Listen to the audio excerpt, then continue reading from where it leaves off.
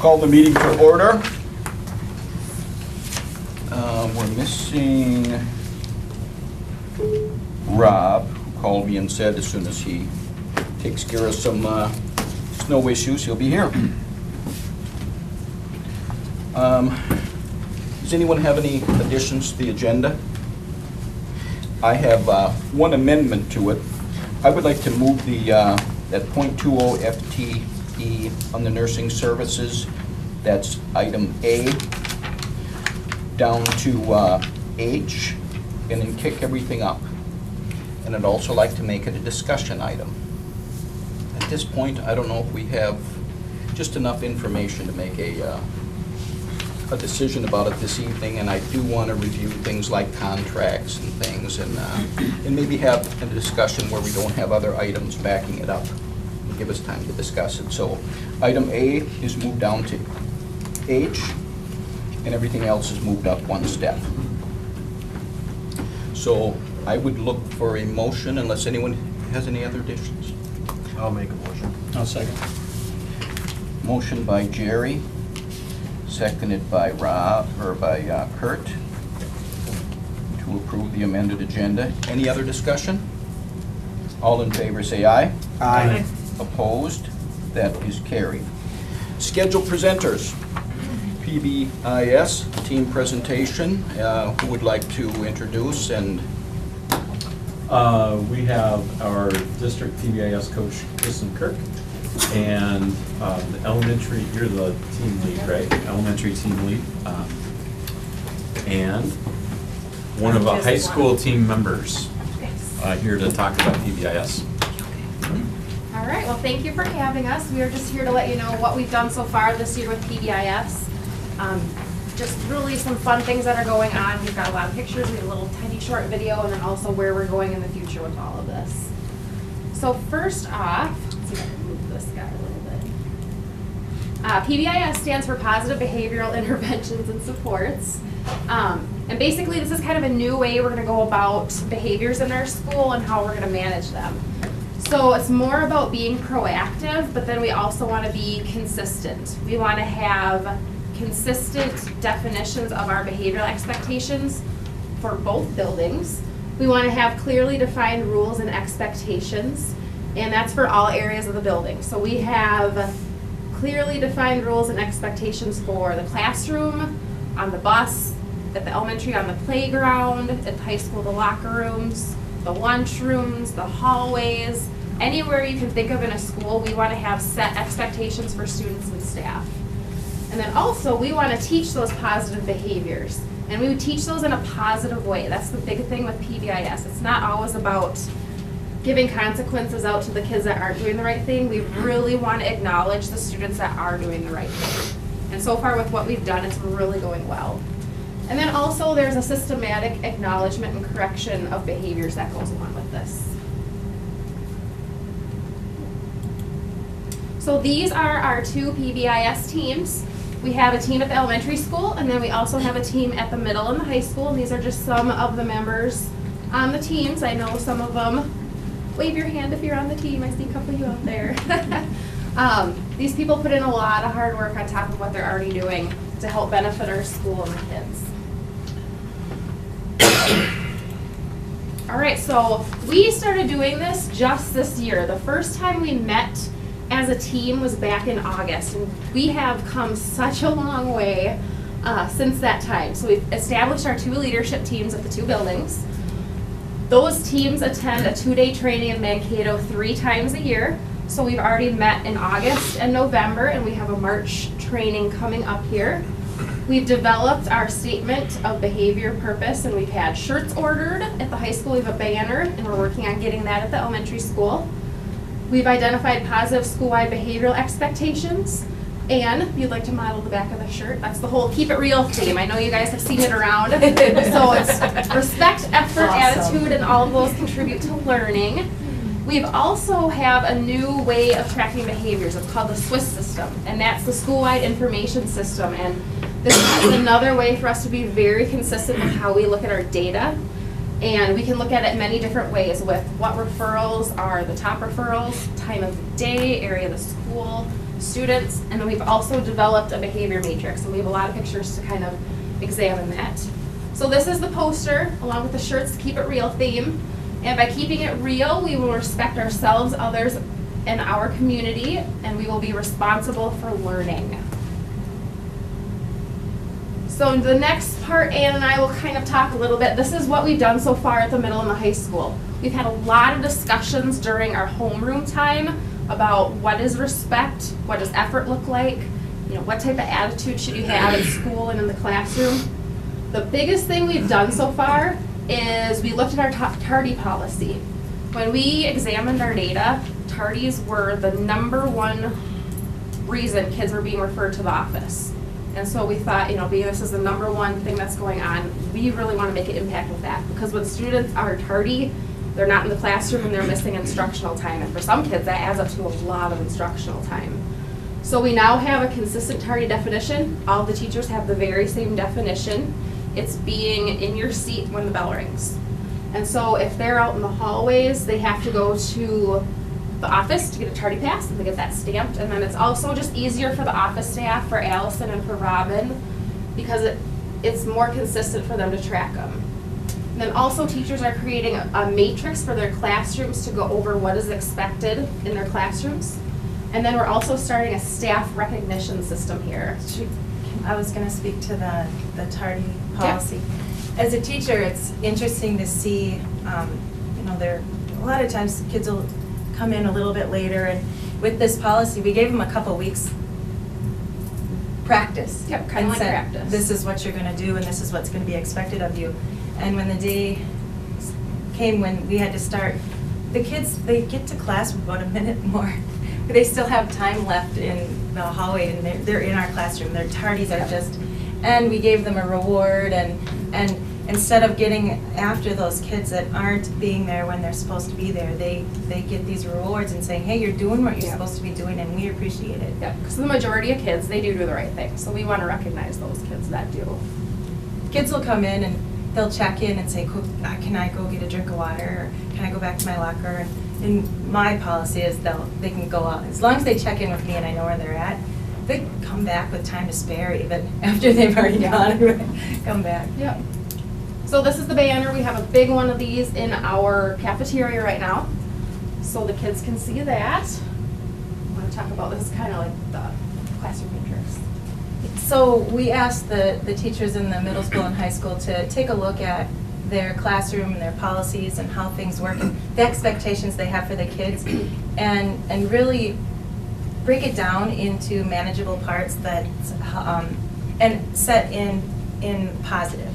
It's not, you know, no talking when I'm talking. It's always, you know, we listen to each other.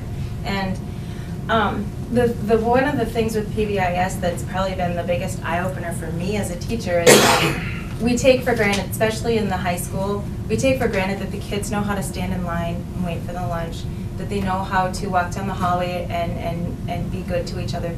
But really the truth is that we need to remind them how to be respectful in the hallway and how to make room for others and how to make sure that they're doing what they need to be doing. And we took it for granted that kids just know what they're doing. No, they need to be reminded of the expectations that we have for them.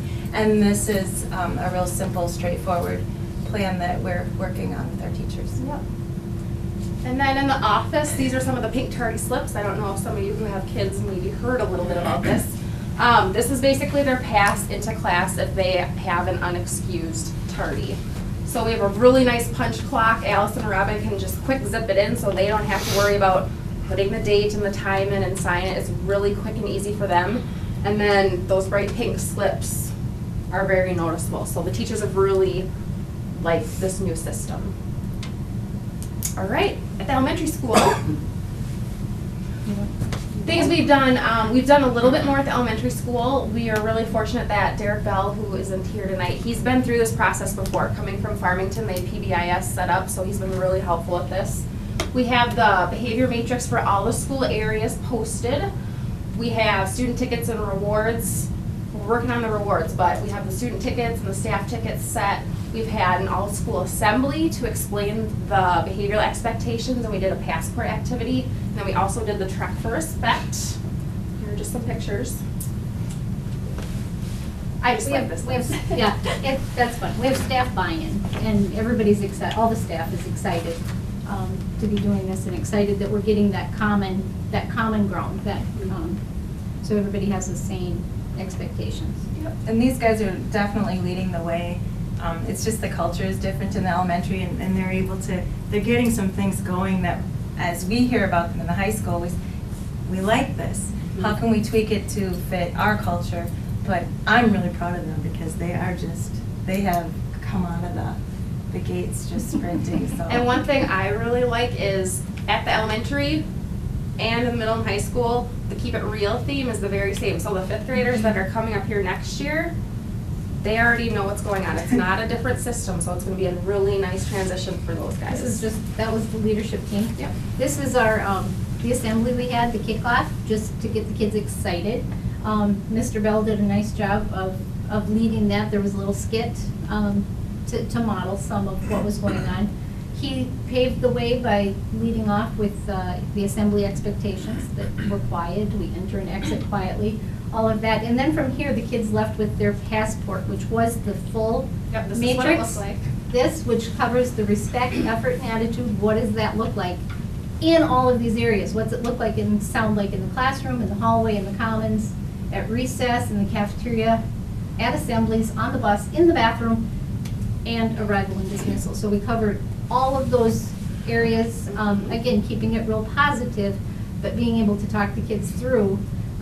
After they had completed an area, it was marked off. They were excited to Yeah, be. it was like their be own little doing that. passport. They got to Yeah. go through, and once they learned about an area, they got a mark for it. And on the back side was an affidavit. They had to sign it, and they had to get their parent's signature and bring it back, so. Yep. And it's just the There kids they going are. out to the bus. With their passport. Yep. All right. This is just, these are the posters we have posted. So this is an example of the cafeteria. We took the pieces of the matrix for the cafeteria, and we just put that in a poster. So it's easy to read, it's easy to review if we need to. What does respect look like? It's quiet voices, good manners, cleaning up, staying in your seats. What's effort look like? You know, using your time wisely in the cafeteria, obviously eating when you need to, returning your things, keeping your area clean, and being considerate of others. Yep. So, and those are posted in the appropriate areas, arrival, dismissal, heading out to the playground, in every classroom. Yep.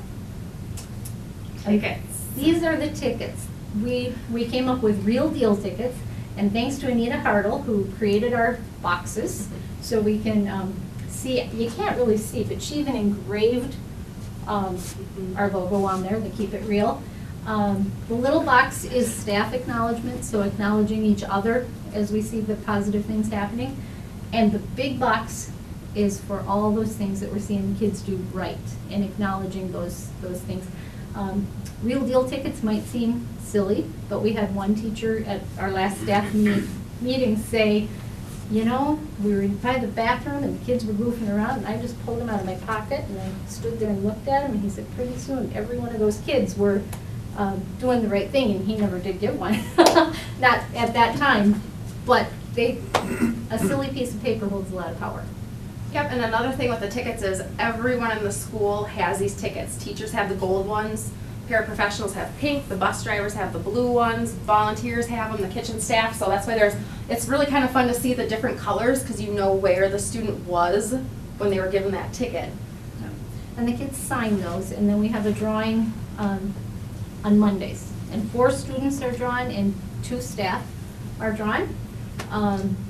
Basically, right now, the. Good job, Ms. Peterson. It's acknowledgement right now. There's nothing attached other than they get their name announced, they come down, they have their picture taken, we're sending that to the beacon to be put in the beacon. And they kind of get congratulated and high fives and things like that as they walk around the school, so. Yep. All right, then we just have a short little video. Jamie Winchell put this together to kind of wrap everything up we've talked about, especially with the elementary. We have a theme song that's been found. I don't know where Deb Catterlick found it. We also have members of our team that are pretty talented and creative, and they're working on making videos for each area, so demonstrating proper behavior in the hallways and on the playground and things like that. Oh, oh, oh, oh, oh, oh, oh, oh, oh,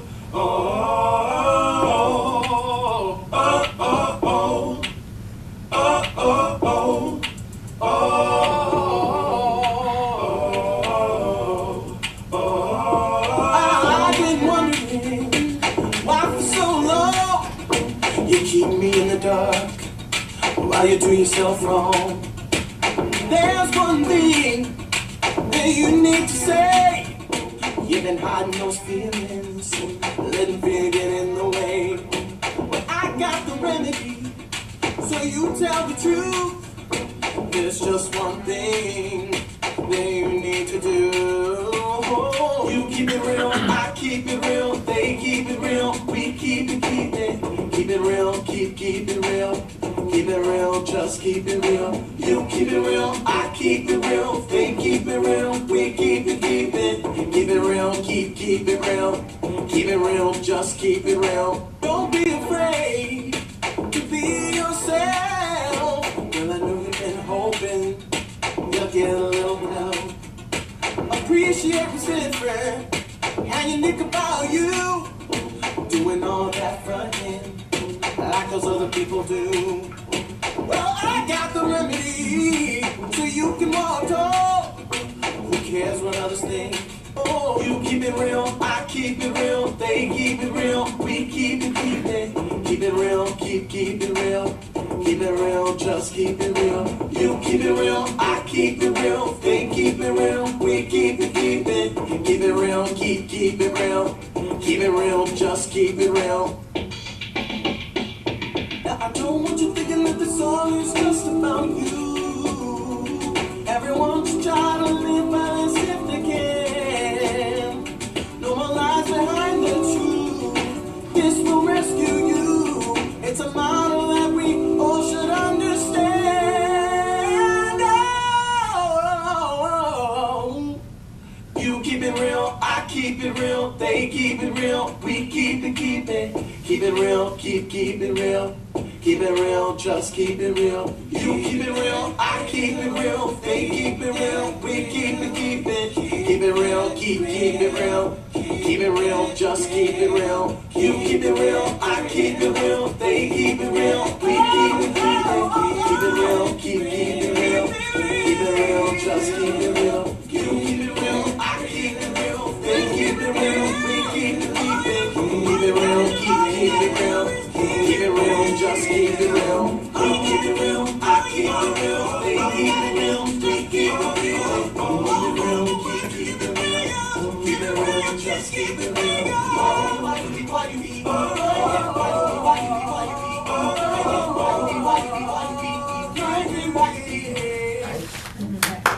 I like that. The Deaf Catholic found that song on iTunes. Oh boy.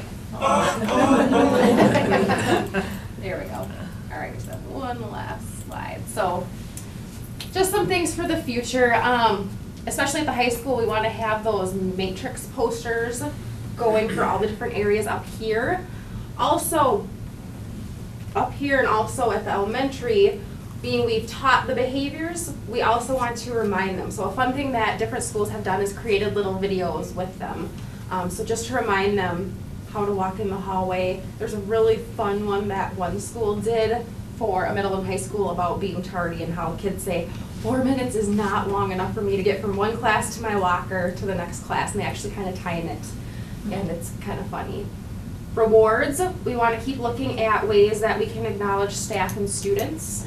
Also coming up with consistent consequences. So when students do not follow expectations, we want to make sure that the consequences are going to be consistent.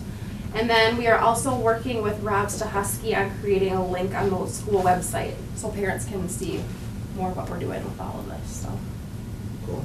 yeah. So that's about it. I don't know if anyone has any questions or comments. Thank you very much, guys. Good job, Joe. Thank you. Thank you. So were they able to make it to their lockers and back in that a lot of time? That's, well, like Ann said, it's amazing, because really, what we've been noticing is kind of 3 minutes, 20 seconds, and the hallways are clear.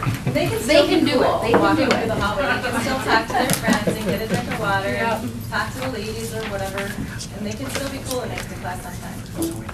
I'm gonna thank you in advance too, because I know at midnight I'll be laying awake listening, hearing that song in my head. So I would really like to thank you for that. Thank you. Yeah, thanks. Okay, Rob's not here yet. Consideration to remove special ed coordinator stipends. We're now going to begin a series of conversations about reductions. And we've talked about them previously. We'll go through each one and hit on them briefly again. So consideration to remove special ed coordinator stipend. Beth, would you just remind? It's a $6,000 stipend. We've removed all other stipends. It's the only one left. The reason why the number is 3,200 is because that's the number that's not reimbursed by special education. So that's the actual savings. Okay. I'll make a motion to approve. I'll second. Motion by Pat, seconded by Kurt. Further discussion? All in favor, say aye. Aye. Opposed? That is carried. Consideration to reduce the secretarial staff hours by 30 minutes per day, per person per day. At last meeting, we were going to actually reduce by 1 employee. Is that- or is that Quite a too few of the much? hours. It still would have been around $12,000. They came back with a much better recommendation, same dollar amount, teamwork coming together at its best, so. I guess, yeah, absolutely.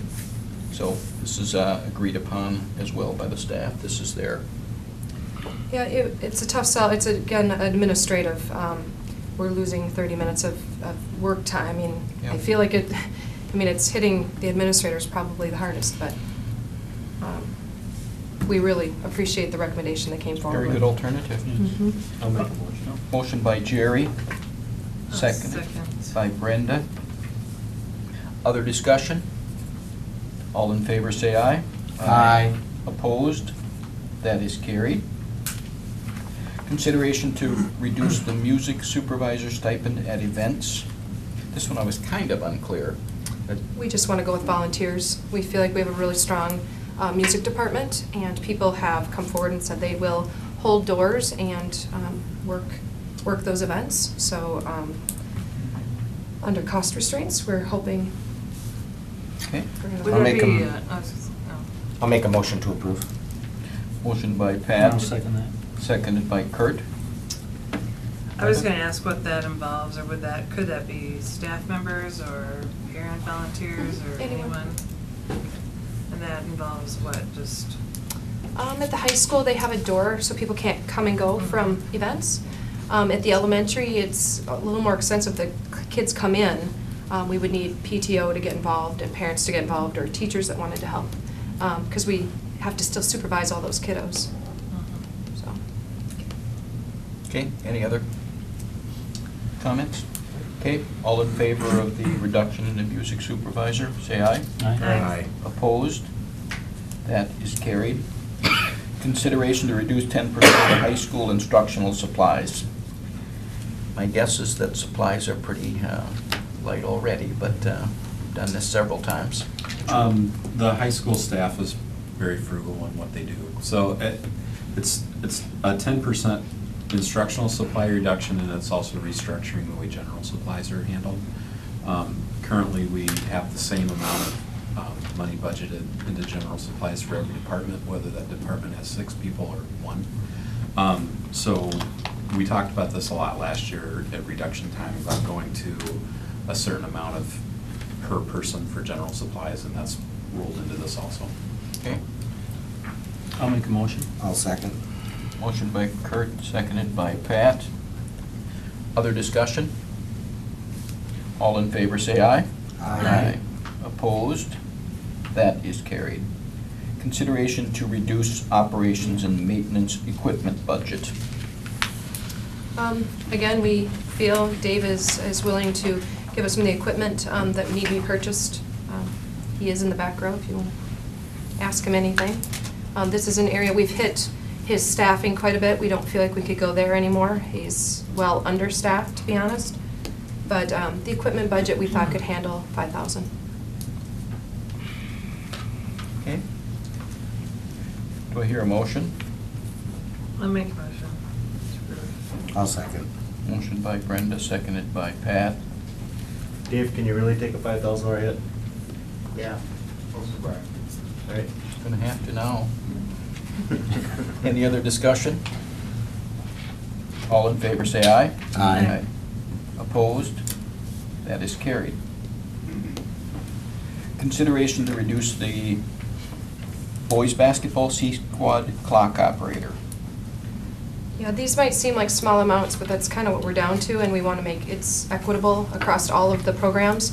Volleyball started doing this, and it worked out really well. Breakfast Club kind of ran with any idea we could get, and we think that if volleyball can do it, basketball can do it as well. Girls' basketball already does it, is that right? There isn't a C-squad. There isn't a C-squad, that's why. Oh, okay. Thank you, Sharon. I'll make a motion. Motion by Jerry, I'll second. seconded by Kurt. Other discussion? All in favor, say aye. Aye. Opposed? I was on the eye, yeah. You're an aye. Okay, that is passed. Consideration to adjust uniform rotation. Jake isn't here tonight, he's out getting us some grant money from United Way, so that was the place he needed to be. But what this would do is take, instead of 3 teams rotating every time, we're gonna rotate 2 teams, so it extends it out by another year. Again, he talked to all the coaches and they were in agreement that this can be done. $2,000 savings is all, but it's every little bit we can get. Sure. I'll make a motion. Motion by Pat, I'll second. seconded by Kurt. All in favor, say aye. Aye. Opposed? That is carried. We now have under item, which was formerly A, is a discussion about the .20 FTE, is reduction of services, we'd call it. You probably received emails, at least 2 or 3, with concerns that some staff has about this reduction. And, you know, the more I read them, the more I kind of questioned whether we had the best possible handle we could get on this. Now, if someone to ask me 6 months ago what type of contract we have for the nurses, I wouldn't be able to tell you it's 1.7, 2.5. The 2.2 number is an unusual amount, actually. But at this point in time, I think it behooves us to review the contract and just see what they perform, what duties are performed, their job description and stuff. I think we really need to look at that, and I was hoping maybe we'd have just a brief discussion among board members about, you know, maybe their thoughts on this, if they have any additional comments to make once they've looked at the emails that have been presented to us.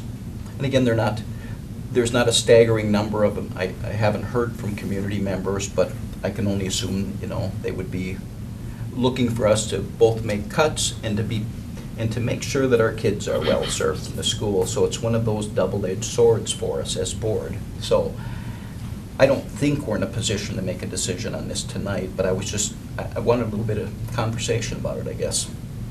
Beth, you mentioned that the county, Goodhue County district might be able to pick up the .2 of the nursing. Yeah, I Is that actually still was really a excited possibility? about that. They're very willing to do that. But Julie, she's here, did a nice job of explaining or clarifying that the way they presented it was, you know, we'll add on Riverside and Westito, and, you know, there's no need at Westito and things like that. Julie contacted Kenyon Wanamingo. At the nursing desk. Right. And I think that the amount of work that they have there is not worth the .2. They would have to work on that separately from this issue because it's far more work than a .2.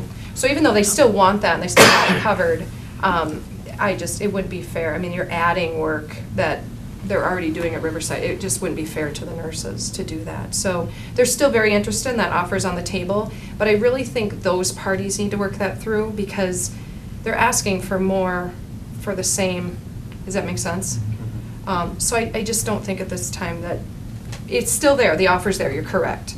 And Sherry is very excited to get those services, but I was told there's, don't worry about Westito, there's no need out there. Julie did a nice job of researching what the person that is covering it is doing, and it's quite a bit. So I think that can't be a part of the conversation now, because we don't know, what that all entails, so. Whether or not, I'm sorry, go ahead. No, I was just gonna say that, I had a conversation, I've got a friend here in town whose son has allergies. And I talked to her last weekend a little bit about it. She's got some concerns.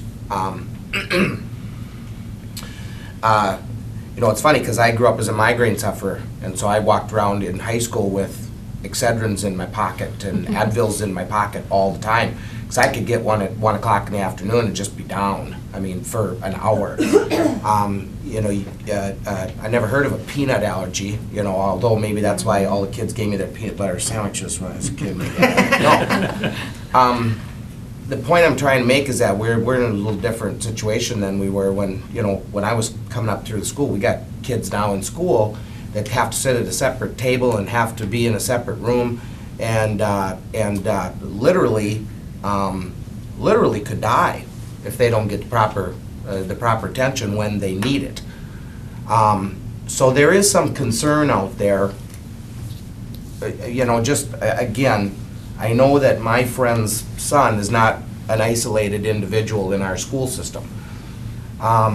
So it makes me, it gives me pause.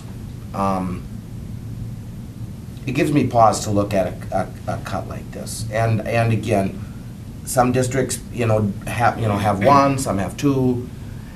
I've seen the emails, from what I'm reading from the people who have contacted us, that they feel at the present time they're covering what needs to be covered, and maybe a cut back might put a child or two at risk in that possible situation. I don't know. I don't know what the answer is.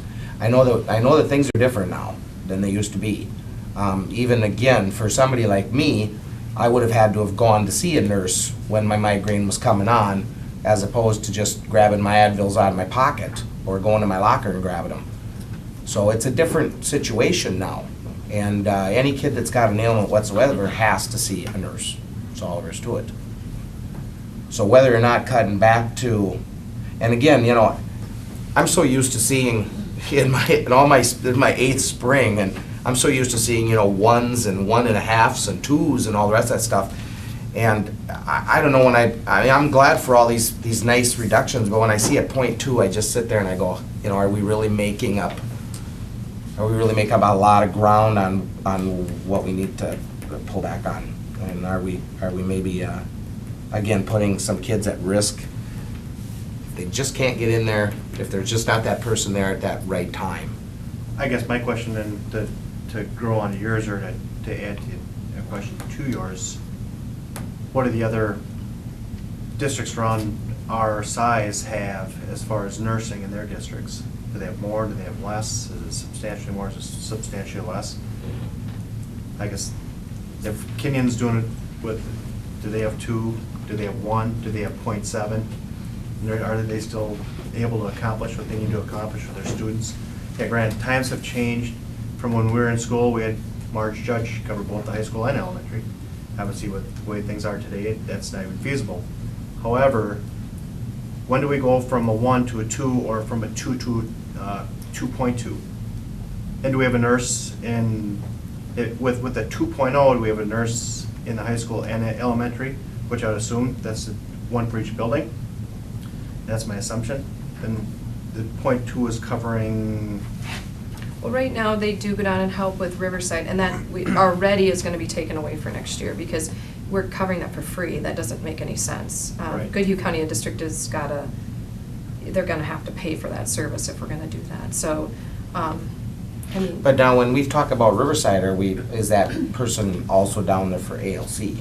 I mean, do we actually have to have an individual that can get down to the They- ALC? it could happen. Because we do have 3 buildings. You know, we do have 3 buildings, and Right now, I don't think we have much need at the ALC. Riverside does, it can be time consuming. So we basically have 3 buildings that we're looking at, correct?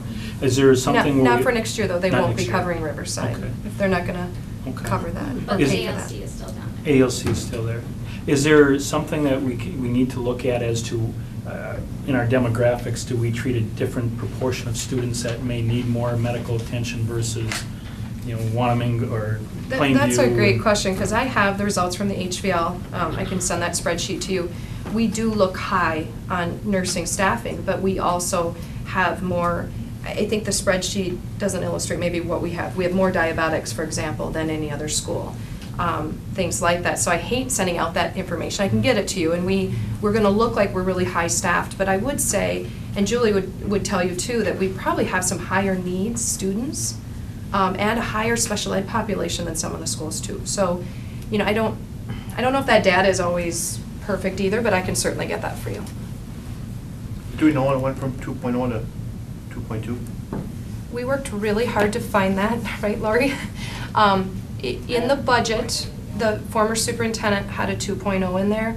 Something happened, and we're gonna get all the contracts out, and I think that's what Mr. Britnall was referring to. Something happened when we went to 4 part-time people. And I inherited, got that. We don't know, and we went through, how many records today? Thousands? Years. Yeah, years and years of it. We can't find when it went from 2 to 2.2. We know it was in the transition time of the 4 part-time people. It was always supposed to be 2.0. So, Is there a specific plan for what would you be taking away with the .2 reduction? Riverside. If they need that service, they're gonna have to pay for that. We cannot continue to just give that as a freebie. I mean, it's our building, and we certainly have students down there, but that's their program. We pay for those services. But one of our nurses is providing that now? Correct. So that would be a cut to that nurse? Correct. Is it spread out over the 4 positions or 1 position? You'd have to ask, our 2 lead RNs are there, well, all the nurses are there, if you want to ask them. I don't know that answer for sure. This came from. Is it a fair question to ask? I don't know if that's been planned out that specifically. You know, we hear the emails saying what we lose, and they do great work. Question is, can we safely do it? Can our kids safe? And it may be very biased, may be very subjective, but can we do this with 2.0? Can we provide the care? Because this is a serious issue. You know, if we cannot provide the cares that these kids need, going to a 2.0 versus a 2.2. But it sounds like that 0.2 is at the other facility. Well, if it was our wish, I'd have 4 nurses, Yeah. 4 full-time nurses. I mean, Yeah, it's a maybe not even a fair question to ask. I don't know. You know. I don't know the answer. I don't know if I interpreted it wrong, but on an email, it seemed to indicate that part of their day is that overlap day when the fresh troops come in, the old guard is leaving for the day, sorry. And they can spend an additional amount of time just going over the individual schedules for the day. I was under the understanding, and I could be wrong on that, if that's true, when I look at something like mail, I call my RN sister-in-law, she said, that takes place at the end of the day, that's part of the 8-hour shift for incoming and outgoing as well. That's not additional time.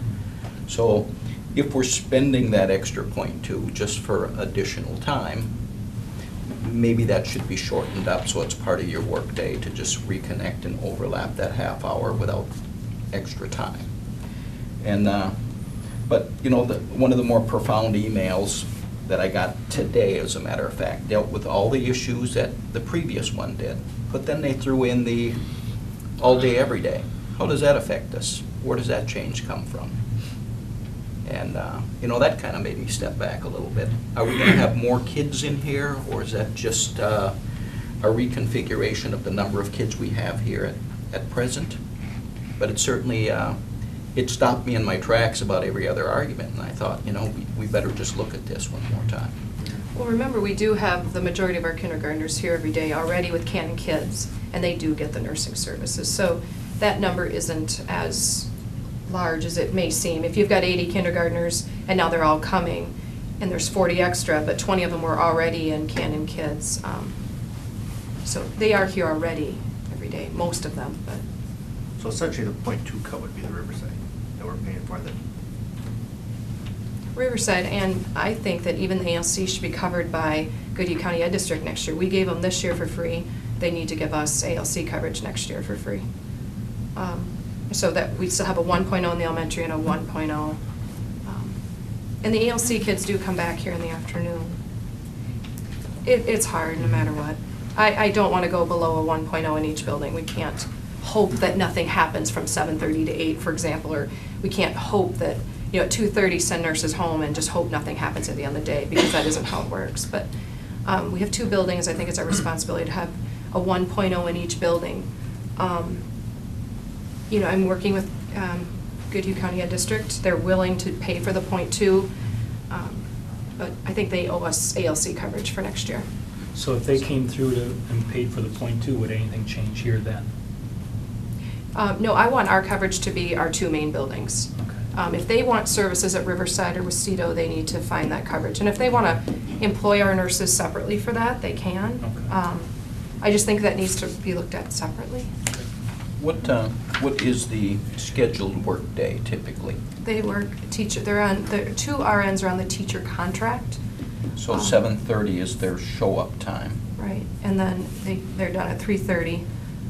You hope. I mean, they're at IEP meetings. They are technically supposed to have prep time and everything else, and like every other teacher, they're working through prep times. I've worked in both offices. I know that they give up their lunches a lot, just like a lot of us. It's a tough job. You know, they're supposed to have designated prep time that they're not getting, and they're working really hard. That's why this is so hard, I think, for everybody. But Would you, sorry, we made this, in order for us to give this enough time to discuss, we dropped this down to the end. We're almost done, Rob. Wow, I didn't miss anything. So that became item H, and it became a discussion item. And are we on the right track here, everybody? Making it a discussion item? Yep. Yes. So it's just a discussion item tonight? Yeah. We're not gonna Okay. vote. And I absolutely agree that we need to look at their contracts. I'd still like to know when the .2 became relevant. Yeah, I didn't know. What I are don't the hours remember. for the .2 down at Riverside? I mean, are they just- it's not a .2. I mean, they can tell you right now, they don't go down there for a certain amount of time. It's when they're needed and doing, yeah, it's probably way more than a .2. There's some weeks that it's far more than that. Well, I you know, for me, I'm less concerned about when it went to .2 as to whether or not cutting that is going to put kids at risk. I mean, we can hem and haw about it all day long, to be honest with you, but if, you know, from what I've seen from the emails and the discussions I've had, the 2.2 that we have now are filling every last need that we could possibly ask, working through lunches, coming in early, staying late, covering this, covering that.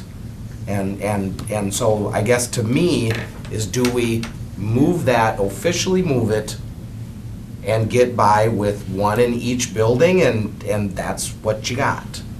Because, again, I mean, I understand, let's go through the contract, let's take a look at it, let's see what's going on.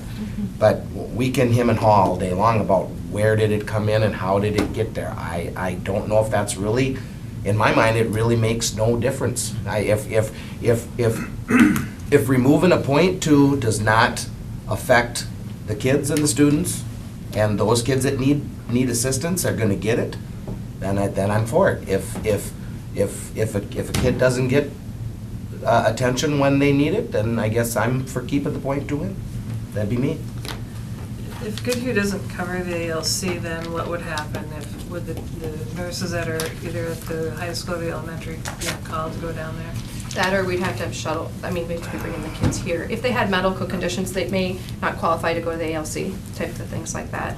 Mr. Hodges, you know, if we have a known medical condition, we'd have to talk to the parents about that and just say the ALC is not a, there isn't a ton of need down there right now, is there? I mean, Julie, I don't know, a ton of need at the ALC. This instant, no, but may I speak? Am I? Yeah, well, Sure. Okay. That's the thing with health is that it's different all the time. There can be things all the time. We actually moved a kid with health needs to the ALC during construction because that was the better place for her, and we just managed to work it out. We've had kids with other issues there. We don't right now. And we managed to work it out right now. We've had the ALC for a number of years. We've had Riverside for 2 years. I think there's one thing to think about too, and is you never know what's gonna happen in healthcare. You know, you can have a week that's slow, and then you can have a week that you cannot manage. And that's something that, those are the unknowns of being in healthcare.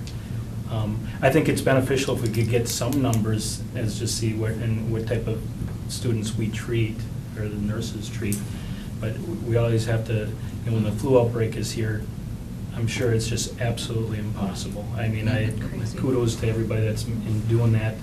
And then you're gonna have your slow periods. That's just the way healthcare is. And you just wanna make sure you got your bases covered when that time comes. So I'm kind of coming in the tail end of the conversation, of course. The point to it, I know that it sounds like there's two conversations. One is, it sounds like contract. Are we contracted for it? Is there any issues with removing it? I think the contract conversation came up initially just because, we weren't sure what we were dealing with here, for sure. And I disagree with Pat, only in that I think it is relative where the .2 popped in. And I don't mean it in a negative way, but, I don't remember when it came in. It's not a huge deal, you're right. But in a time where we're cutting $500 from a C-squad basketball clock operator, $7,000 is relatively significant. So this is one of those really no wins when you make your final decision. But I had asked that we make it a discussion item, give us a chance to look at the contract to see, where it's at, what services are to be provided. We got a nice synopsis from at least a couple of supporters in email so we can measure that up there to see more all about it. And then the other conversation was, for our relative size, what do others do? Not that it makes it right for us, but Right. The Riverside mosquito is a completely separate conversation about whether they will want to. well, no matter what, we're not gonna cover Riverside if they're not gonna cover that. Do they have requirements by the state, like we're meant, so, They would have to find coverage. but I mean, at what percentage coverage? I mean, we need one full-time in each building. No, we don't. Okay, we don't. No, What's the there's minimum? different, you have to, it's based off of enrollment. We don't have to have a 2.0. But again, we're a campus with 2 buildings. I think that makes it different. Those regulations that come from the State Department are based off of, what if you had 1 building? Right. You could have a high school that holds 1,200 and get away with 1. We have 1,200 students, we can't do 1. So there's no minimum requirement for Riverside mosquito? Sherry would know those numbers, and I can get that for you. I don't know if she has to work under different regulations than what I have to. Okay. Schools like Goodhue, for example, could technically go with a LPN, but they have to have a licensed school nurse to oversee them. There's some really interesting regulations that have now changed. And the problem with that is they found a LPN, but then you can't find someone to supervise them. So I think they're going through Mayo or something now. So that's where it gets really tricky. So do we need to kind of work on that piece as well? Because does that kind of fit in with our piece? I don't think so, because I don't want to go that low. I don't feel comfortable with that. We have health needs that I think justify a full-time nurse in each building, all day. Right, but I mean, if Riverside and Wasco were to pick up, let's say, a .5. And again, I think that is really something that Goodhue County Ed District needs to post and see if people are interested in applying for. I don't think forcing one of our nurses to go down and do Riverside anymore, or forcing them to drive out to Westito, we pay the price on that. And I think if they want to do that, then they should be able to do that on their own and work that, like any other job. The way it was presented to me and the reason why we're so excited is, oh, we're gonna pick up the .2. Well, we're already servicing Riverside, so yeah, you're gonna pick up the .2. And then through further investigation, it was adding on Westito, and it's just a lot. I mean, they'd be getting a great bang for the buck for .2. Right. I think they need to hire their own nurse and have that person cover all of their districts. Okay. But it's not Cannon Falls, we can't be the nice guy anymore. But if that happens and they cover Riverside, then isn't that automatically happening in a way? Then why would we need to keep the .2 in our budget? Right. We're not covering Riverside no matter what next year. If they, I mean, they need to worry about covering that on their own. And that's where I went to it. Okay, so Right. That's on my- before our next meeting, we should get a copy of the contract just to look at it, and maybe some anecdotal information about what other schools are doing of our relative size. Anything else? Okay, On that topic. thank you. Move forward on the reports. Board members, do you have anything for the cause? I have a question for Beth or for Dave on that water main break. Oh, jeez. Was that installed new when the construction was done, or is that an old existing? No, it's new. I'm working with the insurance company right now, River Bend. I've also been talking to Ron Freeberg. We're working on all of those things, but that was the new portion of the construction. Was there, Interesting. was there a reason for why it froze, Dave? I mean, it was set at the right depth and all that? There wasn't a problem with that? It seems like this year we've had a lot of those perfect storm type Mhm. things. But I think it's a combination of just the weather we've had, temperatures we've had, just settling, stuff like that. It's right near the roadway where the driving there, it hammers the frost down a little bit farther than what you probably would have. There's a storm drain vent that goes by there that probably acts kind of like a chimney that might aid in making that colder. I think, like I say, it's kind of a One of those combination things. of a lot of things. I don't think it's just one thing. Okay. Yeah. Bring it up. Anyone else? I was approached by the public about, I guess, I thought it'd be a discussion item. I don't know if this is the right meeting or the right place, but it was in regards to, and we talked briefly about this, I think, a few weeks ago, about conceal and carry in school with licensed administration, staff, and everything. And it was, a question was brought up as to, can we, do we, should we, I guess, more than anything. And my initial thought was, ouch. Because we had had that conversation. I kind of agree with what you said. And then I thought more of it, and I guess I am pro-gun, but at the same time, I guess, I thought more and more about it, and it made me kind of go, Did you see the Post Bulletin article, or Star Tribune article from 2 days ago? no. I will copy that and get that to you. Okay. So I was just bringing it up to the board as a question or something that was brought up from the public about our schools. And So not to put you on the spot any more than you put yourself. But you're going in the direction of staff people packing, potentially? Administration, administration. How many are packing right now? Would we tell? Good point. But, yes, No, I wouldn't say I'm on the other side of the fence from you, but I don't own any handguns, I don't own anything, so usually that implies a philosophy there, and, right. you know, my wife won't let me have one because she thinks I'll shoot myself in the foot. You're right. That's So right. I've just never been a hunting kind of a guy, and, you know, that's a lot different than what we're talking here, but I guess it's timely conversation, even if we step on it and say, no, we're not going there, at least it's Right. brought up.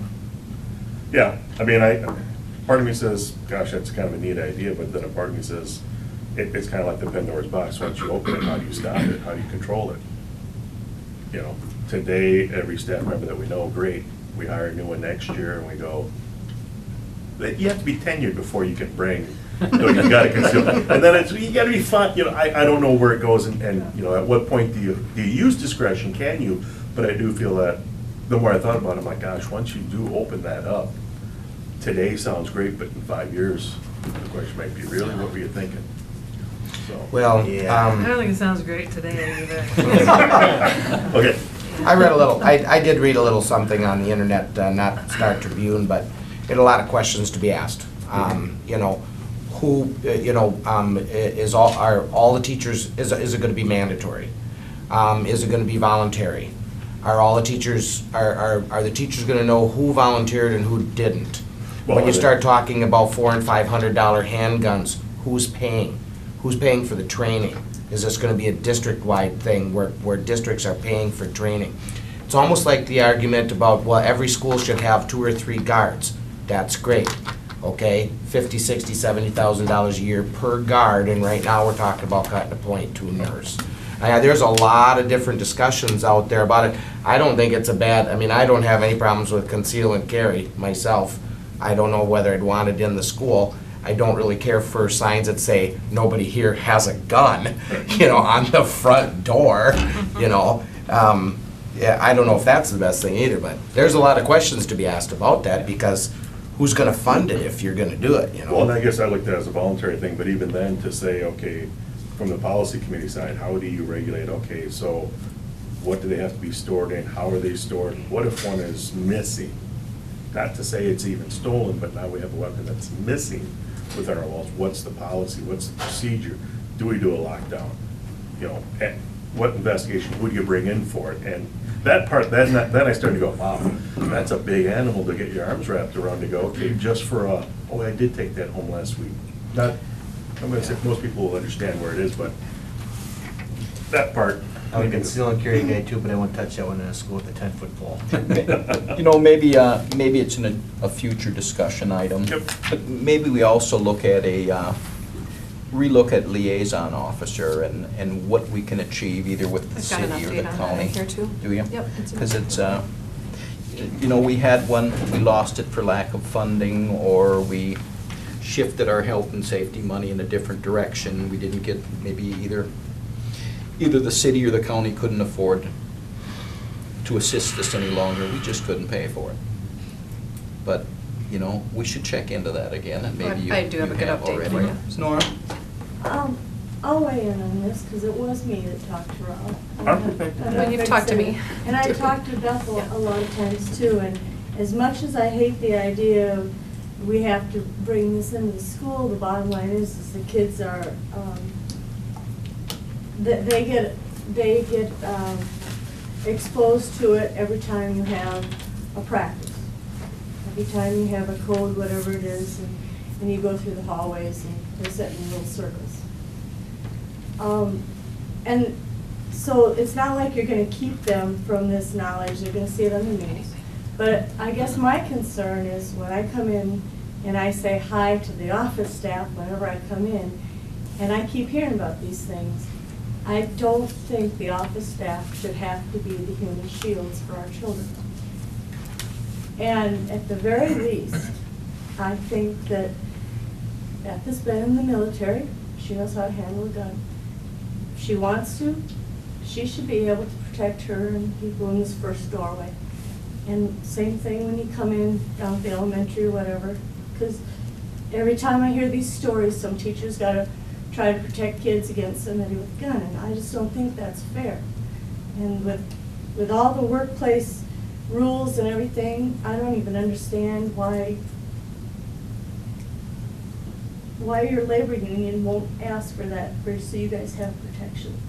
If you're supposed to have a safe workplace, if that's the main reason for labor unions, I don't see why they aren't behind and saying that the teachers can protect themselves. Because I know of so many teachers that have told me that, yeah, okay, maybe they got a baseball bat somewhere in their room and they're hoping it never happens. And I don't know how many of you have sat through some of those drills where you get everybody sitting in a corner out in the middle of some room.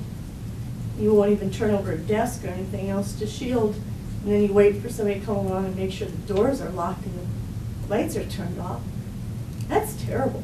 And you put the kids through that at least 4 times a year, okay? And they don't know that anybody's in that school can even do anything other than wait for sirens. You know, you may not like guns, and I'm not really huge on guns either. But I want those kids, better yet, I want the staff protected. Because they're always the first people that have to meet those guys when they come through the doors. They don't come sneaking through the back doors, they always come through the front. And all they gotta do is shoot out the windows. They don't have to buzz any door to get in. Now, I know that's not something you're gonna decide tonight, and I'm sorry for being a little emotional about the whole thing. But I just feel terrible if they just sit here like sitting ducks and shooting ducks in a barrel. It's just not right. That's all I have to say. It's really too bad. It's the direction our society has gone. And, you know, you look at the difference in the two schools. Safety is paramount at the high school. But who thought about that when we built that elementary school? Who thought that was going to be a major consideration? Now, if we don't think about that seriously over the next year or so, how we're going to reconfigure that elementary to at least take some of that safety out of the equation, then we're missing the boat there. I disagree with you, Nora, but it is a philosophical conversation. And sad to say that you can put just about every precaution you possibly can imagine on the board, and it may not help. But, you know, the liaison officer, the elementary lobby, those are things that we should be considering. And sad to say, so much of our conversation revolves around money and the ability to do some things or not do some things. Do we end up saying, yes, this is going to cost us $500,000, so we find that money by cutting in other areas? You know, that's what we're faced with when we make those kind of decisions. And so, you know, the easy thing is, let's start packing. But on a state level and a national level, I don't think anybody's willing to go there yet. I'd rather pursue a police officer in the confines of our building than just about anything else. But I think we've gotten past the board member conversation. So we'll move forward unless another board member has something to add. Committee reports, policy committee? Nothing new. We got through a lot at the last one, though. Okay. You guys did. Good meeting again, though. Mhm. Curriculum committee? We met last week. How'd it go? Good. We had a presentation on interactive television participation. We're looking into that. Some other schools for classes that don't have enough enrollment, and some of the smaller rural schools getting together and offering classes on ITV. So we're not in it yet, but we're just looking into that. Mostly the AP classes, correct? Yep. That's a lot of what the other schools are offering. A lot of more upper level type classes or advanced type classes. And then we also had a presentation on PBIS, which we saw here tonight. And we looked at the spring testing calendar.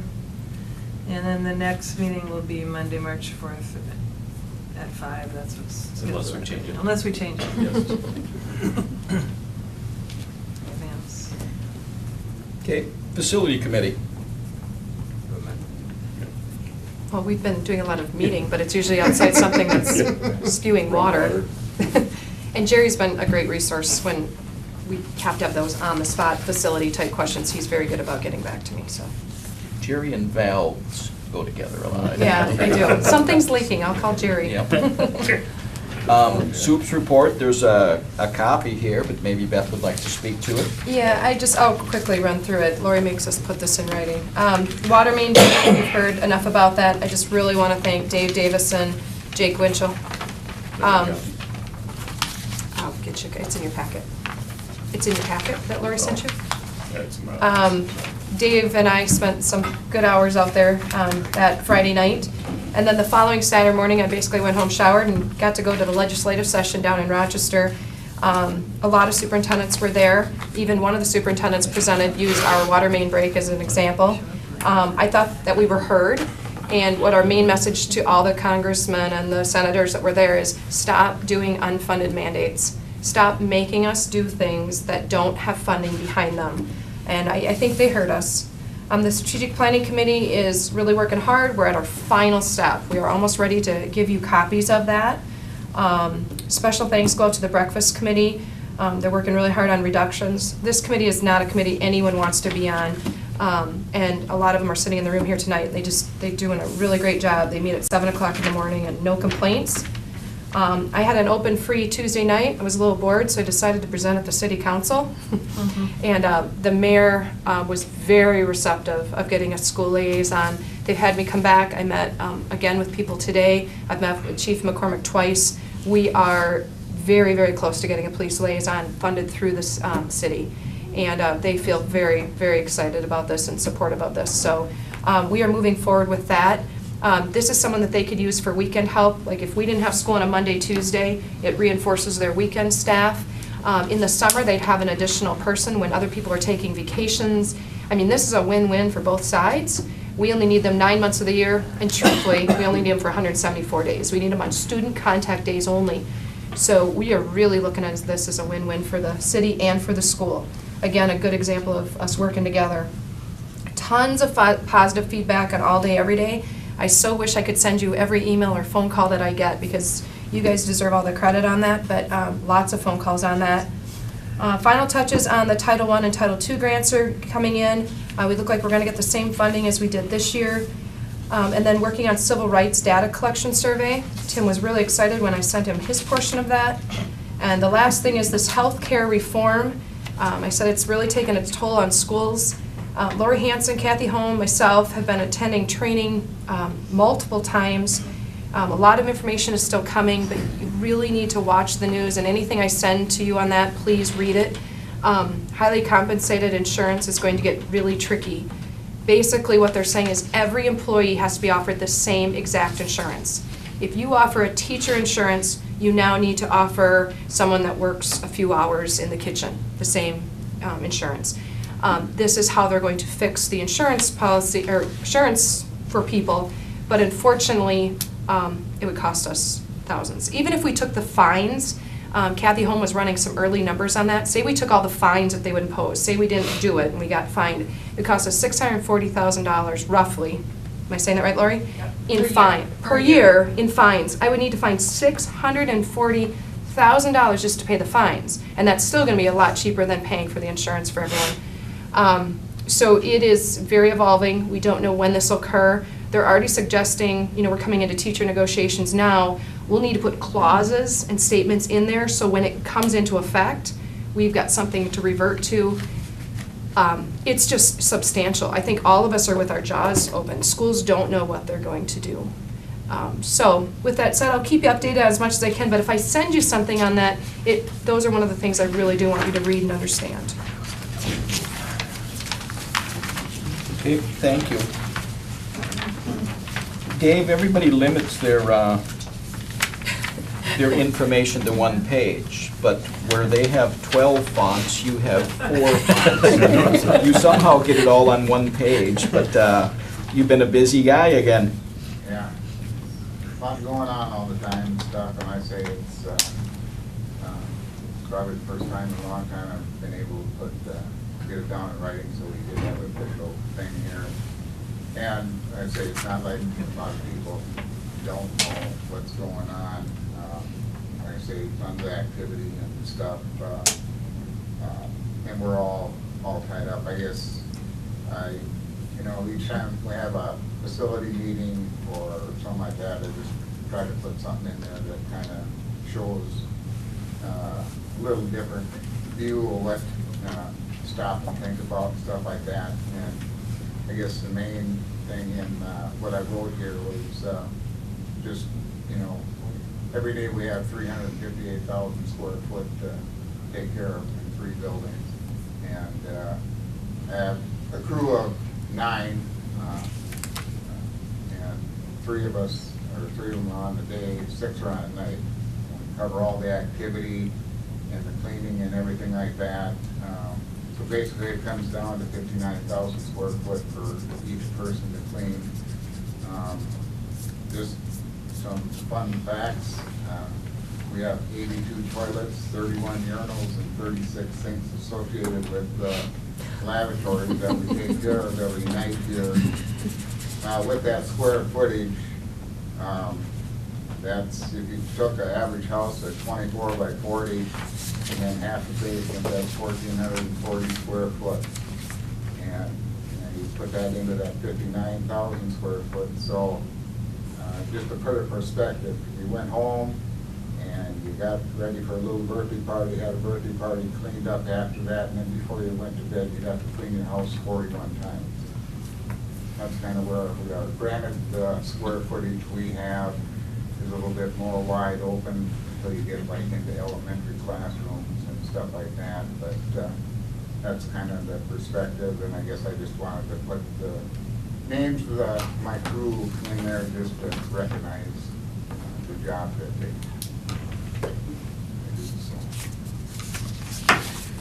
Well, I'm not sure how you were able to coordinate that all with Beth when it comes to a 3 p.m. School issue with broken pipe, and we still have activities on Saturday morning and never skip a beat. That's fairly incredible, really. So kudos to the staff there, for sure. Principals report. Just a couple of things. I'm sure after the water main break, I will never be allowed to leave the school again for any type of business whatsoever, because I was at a conference. He isn't at the allowed time, to leave so. anymore, every time he's gone.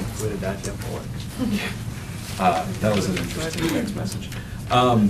Just two things. I just want to thank Kirsten Hoffman and Deb Plegan for all the work they've done with registration.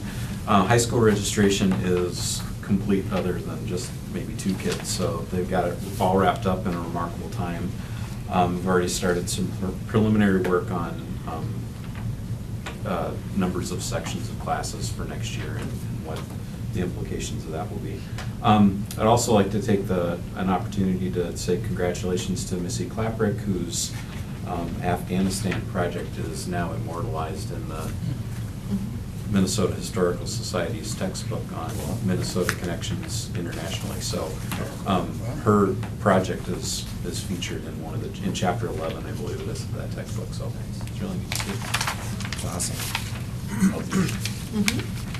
Got a couple of student names in there too.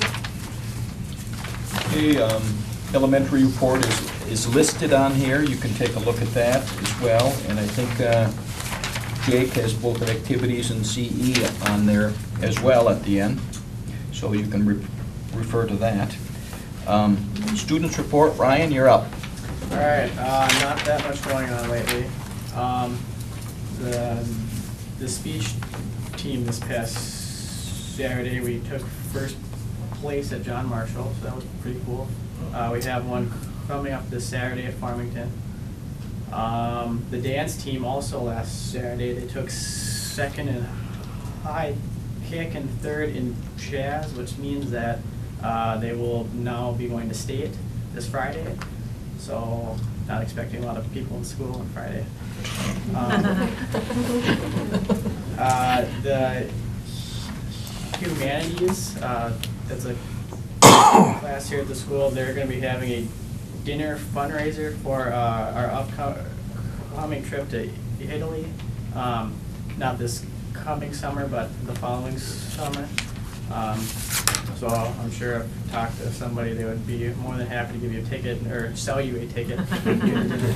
That's February 22nd, right? Yes, yep. And then choir is going to be going to Lake City this Wednesday for a large group contest. So we do that every year, so that's about it. Plenty. Okay, upcoming meetings, regular board meeting is scheduled for 2/25, and among the things in the 25th are the revised budget, looking to approve that, the approval of spring coaches, next round of reductions, and probably the nursing issues beyond that as well. And next Anything round will be else? just discussion. There'll be no cuts next round, just discussions. Yeah. Okay. The nursing issue, though, I think we can, that'll be farther than discussion, that'll be an action item. I was gonna say, I was at the special ed dinner last week, I have packets for you guys, but I forgot to bring them, so, next week. And we did lose out, by the way. We got a dessert delivered to us. Yeah, Red Wing had the most board members there, and they won the prize. But That beat us by It one. was dessert being delivered to them, that's what it was. Yeah, it's dessert being That delivered. packet was. Yeah, that wasn't, yeah, that was very Yeah, nice. but I do have packets for you. Yeah. So you would have tied. If Being a smaller district, that means we lose the one. if there's any other agenda items, just please contact Lori or Beth, and we'll see that we can get them on the next agenda. Public forum. Bob, before we move on to that, but we handed this out, was this just for an FYI? It was an FYI addressed to the board members. I had it last time. I just packed everything up and left, and then I saw I had 5 copies there, so sorry I about do have that. one thing before you go to public forum, if you don't mind. No, go ahead. It is School Board Recognition Week. Well, next week, but since I'm not going to see you next week, You probably will. probably chances are good I'll see you next week, but I'm really hoping to not know. So we are going to pass out these nice awards to you, and thank you from the bottom of our hearts for everything you do. I don't think the public knows the amount of hours I spend on the phone with you, the hours of meetings. I've been with 3 of you already today for lengthy meetings, whether it's transportation or facilities, or calling you at 8 o'clock at night on a Friday night, or whatever it is. Our board chair, I think I talk to you almost daily, it seems like sometimes. Your dedication to this school is just remarkable. And I think all of you go above and beyond in everything you do. So we just want to thank you, and we've got some bars and things over there, and everyone in the public, make sure you grab some because they're really good. Someone should pre-test them, and I did that, just so I wanted to make sure they were good. Lori, do you have any yet? So here's for Rob and Kurt Thank you. and Brenda and Pat and Jerry and Bob. So thank you for everything that you do. Thank you. Before we get to the public forum, as long as we got off the beaten track, just a reminder that we have our semi-annual or annual board retreat I at am going to see you next week 5:45. at the retreat. Yep. Next Wednesday, 5:45. Where? And that'll be at Middle Street. So it's very typical, more of a goal setting, what we hold in the future here for the rest of the calendar year. So it's on the back of your agenda, except Rob, who didn't bring his, but you'll find it eventually. Trying to get here as soon as I could. Okay, now, public forum. If anyone wishes to speak to items either on the agenda or for further discussion, please be recognized. I have just one question. Would community ed ever contribute money towards the nursing care because our nurses also service preschoolers? I don't think his budget can handle it, to be real honest. We have looked into it. We talked about it a lot at admin. I just don't think his budget can handle it. We're going through some reconfiguration with the kindergarten thing happening. It's going to kind of depend where people land there. You know, there's some things down the road that absolutely, I mean, they have to pay for preschool screening, and we do charge them back for that. There's some third-party billing things that we do, but they don't have $7,000 in their budget to cover a .2. I guess I wasn't thinking 7,000, just a portion of it. That would make maybe that number Right. that you're looking at to cut a little bit less painful. Right. And then on my agenda, I guess it said, you know, and this was before, you know, I got here, it was consideration of .2 to the Goodhue County Ed District for provided at Riverside and Mosquito. So was the configuration of 7,000 thinking 2 schools? So then was that really only 3,000 then because we really don't service Mosquito? What I did is I took a .2 of the RN's salary, and that's how you get that number. I see. Okay, thank you. Yeah, that isn't clear in there. That's a great question, Terry. And so then I was just wondering about, you know, community ed would put in even a portion of it. We did, and I know Tim can attest to that. I guess the other admins aren't here. We have talked about it. It's really early for Jake right now. They're losing some funding. They did a reconfiguration. They're now shuffling some of their money, just shifting it like they did with us. It's going to just depend where everything lands, and he's got to redo where our preschool number's going to be. We don't have enrollment done yet.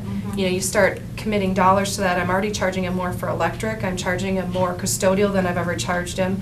I charge him for everything. Things he didn't have in his budget, if I can't pay for it, I charge it to him. So, because he is using those services, you know. It gets really tricky. Okay. I'm hoping exactly that happens, but if anything, the 2.0, we could still charge him a 0.2, and that brings our cost down to 1.8. And I wasn't even thinking even a point, I was just thinking of Sure, a dollar anything, figure right. that would ease maybe that cost, and maybe. Tim, can you remind me make too it- to bring that up tomorrow? Like a dollar amount versus Right. the percentage? Because we And never maybe- really talked about that specifically. Maybe make it look a little bit better that you can say, oh, you know, we can keep it, that number doesn't look quite as. Could you contribute scary. 1,500 or something Yes. like that? That's a good point, Terry. We didn't take that angle. We've always used the $7,000 figure, so we can do that. We have admin tomorrow. Wonder what the opportunity would be to have our next meeting at the elementary school. We like to get down there at least once a year. That'd be and great. We love it. I kind of down enjoy there. it, yeah. I think that is one of our best settings for it. On the 25th, we have conferences. So not this So- one. Oh. I was just gonna say not this one. You certainly can come. Have a nice crowd. Yeah, well, maybe we can just We'll look work to on it. do that sometime in the near future. We had that one down at the ALC too. I thought that was really nice too. Yeah. The elementary just has such a nice setting for it. I think it's one of our best places. In summer, an outdoor meeting. An outdoor meeting? Okay. Mike Gesme loves that idea. Lest we digress. Sorry. Okay, I'll make a motion. I would look for a motion to adjourn, Jerry. I'll second. I'm sorry, we're gonna stop this, yep. Oh, I was gonna do a discussion. Public forum, can I say something? Yes, you sure Okay. can. I would like to say on behalf of the nurses, thank you for looking into this. I mean, our concern is the kids, and you just cannot imagine how variable healthcare is, you know, even from day to day. We can never know minute to minute what's going to happen. I mean, I think, was it last week or the week before, I kept coming out into the office because somebody needs to watch this kid because I'm not sure what's going on in the bathroom, and I had to keep pulling people from the office to try to give me a hand. I mean, it can be, it changes all the time. I think I can answer some of your questions for you, and I'll try to write it down as succinctly as I can and send it to you. I can give you what the nurses are in other schools. I think we're very equal to that. In fact, what we call a 2.2, other schools don't consider that. What we call our LPNs as having a 1.0 because they only work school days and a few days at the beginning of the year. Other schools consider that only 0.75. So we're equal when we look at it as nurses, but what doesn't count when you look at that is what they have for secretarial help. Some schools have a secretary who helps the nurse all the time. We don't have that, so that nurse can walk away. Some nurses are far more administrative than we are. We are in our offices, at our desks, on the floor, all the time. So to get all the things done that we need to do as nurses, we do use that little chunk of overlap as, oh my gosh, this is the only time I have to get some of these things done that I need to do administratively, because otherwise I'm putting Band-Aids on or giving asthma treatments or all those kinds of things all day long. I can even tell you one that we changed to this format that we have now with these 4 part-time nurses, and it evolved over time. When I first got here, we literally changed nurses in each building every single day. We were at the high school one day, the elementary one day, the high school the next day, the elementary the next day. It was so hard to keep track of everything, to remember everything, to make sure that that person knew what was going on. And we knew, even back then, we were supposed to be, that the nurses should overlap. We needed to talk to each other. We needed to make sure that teachers knew what was going on. It was so difficult. When we moved to this, we actually did it to save money. We were trying to save you money. We had so much subtime and so much overlap. We had a nurse who came in extra and helped us one day a week because we needed to get extra stuff done. So moving to the system where we had a team in each school, it saved us money, it saved us a ton in overtime, or not overtime, but subtime. It saved us money in benefits, and everybody felt better. And personally, I went from full-time to half-time, but my family said, you need to come home, and Dave wouldn't let me stay past 11:30. He would come and make sure that whatever nurse's office I was in, I left. hey, if I was staying that long, we needed to do something. We needed to make a change, and we did, and it worked really well, and we like how it works. I think the public likes how it works. I think the teachers like how it works. We're getting things done and we're making it safe, and we feel it's safe, and we feel that the kids in each school, the teachers know what's going on with them. We just feel it works well. We're so, like Nora said, she got emotional on her issue. I'm getting it on mine because, oh my gosh, keeping you alive at school, that's our thing, okay? We're gonna make sure that happens. And thank you for thinking that we can do that and that we do it well. Thank you for your time. All right. I would look for a motion to adjourn. We already got it. Jerry? I second. Kurt? I was in American County tonight. We know we had one more forum item, so I thought that we were just gonna wipe all that stuff out and start from scratch again. Motion by Jerry, seconded by Kurt to adjourn the meeting. All in favor of adjournment, say aye. Aye. Opposed? We are adjourned.